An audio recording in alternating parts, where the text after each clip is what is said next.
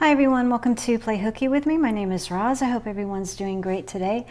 Well, here is my Sunburst granny blanket that I've been working on, and it has been a couple of weeks since I've pulled it out, and so I was really excited to get back to this one. And being out of practice, I made a silly error. I like to join as I go, and I was fine on the first one, but then for some reason I must have gotten lost on Netflix or something, and I went ahead and did the corner when I don't need to, because I need to join it here later. Mother effer. And I didn't want to frog it because I'd gone all the way around and I'd already had to frog something else.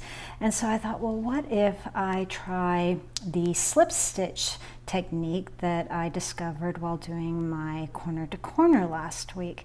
And if you aren't familiar with what I'm talking about, I'll put a card up so you can take a look at what I'm referring to. But anyway, so sure enough, I gave it a go, and I was so excited that it just saved me some time, and you can't even tell the mistake that I made. So I thought I'm going to show you guys, just in case I'm not the only one that makes silly mistakes like this. Please hit like or comment below if you've ever done this, and I hope you can use this as well and find it useful. So I'm going to go ahead and just join this portion here. I'm at the double crochet part, so I'm going to do that very quickly, and then I'll show you what I mean. Be right back.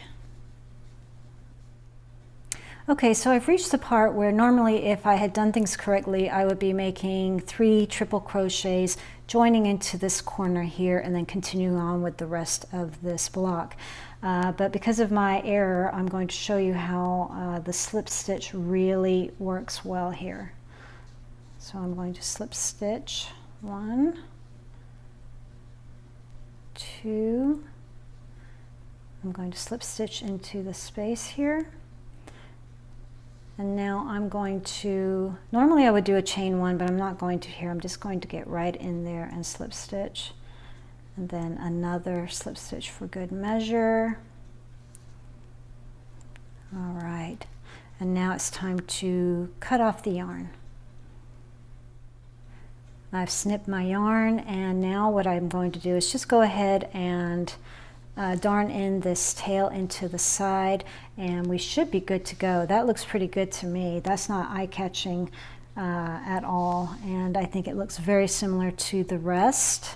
And as you can see on the right side, once I go and I put the block here on the left, I'm going to be attaching over this little accident here, and you won't be able to see it. So I'm very pleased with this save. Remember the slip stitch. It is such a lifesaver.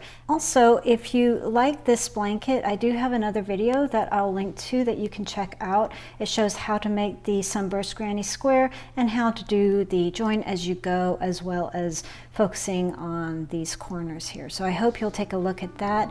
Thanks again for watching and playing hooky with me, and we will see you very soon. Bye.